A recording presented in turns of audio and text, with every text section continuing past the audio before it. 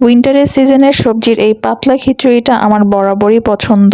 রাতেবেলা decision নিলাম যে আজকে সবজি খিচুড়ি বানাবো। তো এখানে আমি খিচুড়িটা মাখিয়ে চড়াই দিছি আর সবজিগুলো আমি কেটে রাখছি। যখন খিচুড়ির মধ্যে একটা বলক চলে আসবে তখন আমি সবজিগুলো দিয়ে দিব। সবজির মধ্যে এখানে দিচ্ছি হচ্ছে আমি ফুলকপি আর দেব টমেটো, আর আজকে হচ্ছে মিষ্টি কুমড়ো রান্না করেছিলাম দুপুরের খাবারের জন্য, সেটা থেকে আমি একটু মিষ্টি কুমড়ো এটার মধ্যে অ্যাড করে দিব। খিচুড়িটা মাখানোর সময় আমি দিয়েছিলাম হচ্ছে চাল এবং বেশি করে মসুরের ডাল, এরপর দিয়েছিলাম হচ্ছে ধনিয়া গুঁড়ো, হলুদ গুঁড়ো, মরিচ গুঁড়ো, আর দিয়েছিলাম তেল এবং আদা রসুন বাটা। এই সবগুলো একত্রে মিক্সড করে দেন হচ্ছে পরিমাণ মতো পানি দিয়ে তারপর আমি খিচুড়িটা মাখিয়েছি। এরপরে বলক আসার পর সবজি দিলাম। সবজিগুলো সিদ্ধ হয়ে আসার পর খিচুড়িটা একদম মাখো মাখো অবস্থা হয়ে গেছে। এখন আমি লাস্টের দিকে ধনিয়া পাতা অ্যাড করে দিলাম।